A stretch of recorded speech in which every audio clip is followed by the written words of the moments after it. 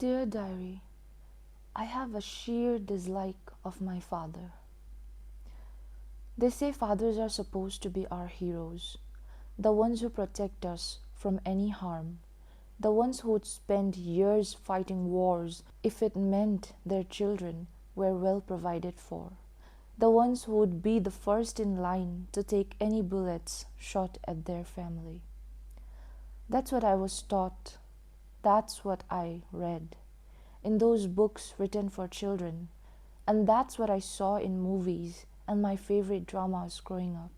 But all my delusions were broken when I started running from this man coming home, when I used to hide from this stranger who would pop up randomly between days and make my mother cry, who'd sometimes bring me chocolates, only to beat me later when I couldn't pronounce a word or solve a sum. For most of my childhood, I feared this man, until I realized he's just a sickly, vain, loathsome creature that I depressingly will be dependent on till I earn my own. I have no respect whatsoever for this joke of a human decency. Maybe I would have had if he spent more time on being a faithful husband instead of chasing skirts the same age as mine. Sometimes I wonder if he'd have gone after me too if we weren't blood-bound. If the same filth that runs through his veins didn't run in mine, if I wasn't as outspoken and rebellious who almost broke his finger when I was 7 and just a timid, shy, subservient victim who would be amazed by his obsession with cars and watches, like his current juniors at court. This also makes me wonder, are all corrupted people playing judges at court when they should have been the ones to be behind bars? A few hours ago, he shared an image in the family WhatsApp group. Thankfully, I am not in that wretched space. I left it days after it was made by my aunt. My younger sister forwarded it to me, and it contained a quote expressing dismay at how the world runs these days. Now, someone would assume it's about real-world issues, but it was about how wives are fearless, tops are sleeveless, and children are fatherless and mannerless.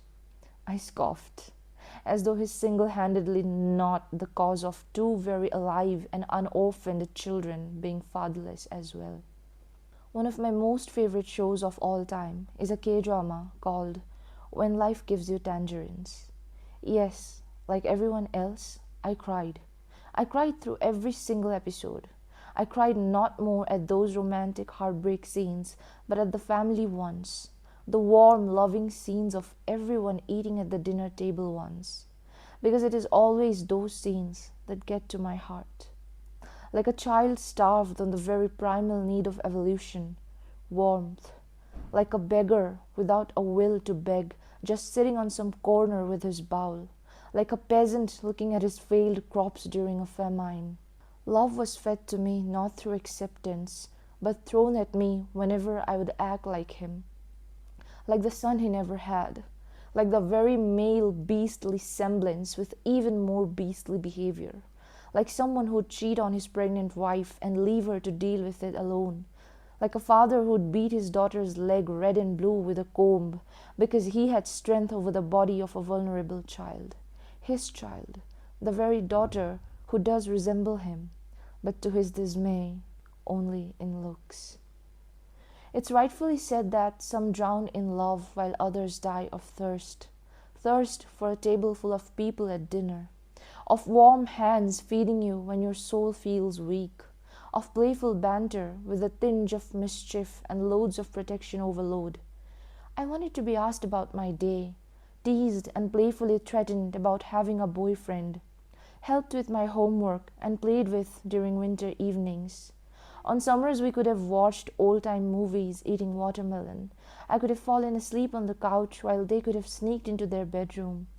Then somehow I would wake up to the smell of warm pies and warm love.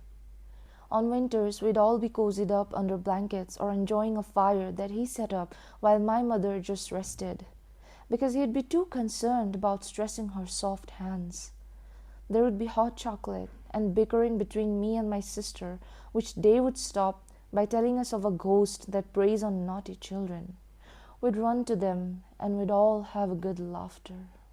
All these years, I thought I was over the desire of having a father, until I found myself bawling my eyes out at edits made of my favorite dramas, of compilation scenes of Guanshik loving his daughter Gumyong, of Sung Dong-il proudly wearing the wrong size at Bora's wedding because these were the very first pair of shoes she'd got him, at any media portraying as much as even an ounce of care shown by a father towards his daughter.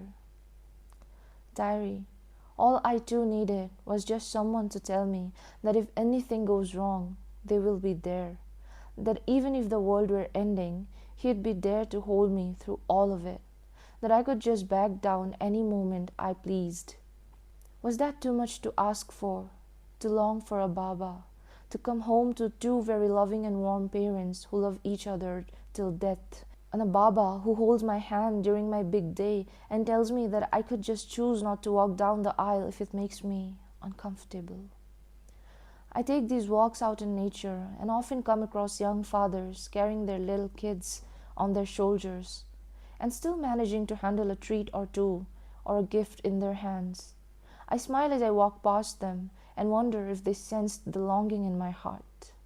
If my soul's cry was loud enough to penetrate the circumference of their moment and share some of their luck with me.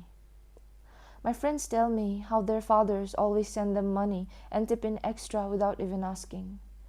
I would be glad if he even called me once to ask how my day was or if I'm still alive.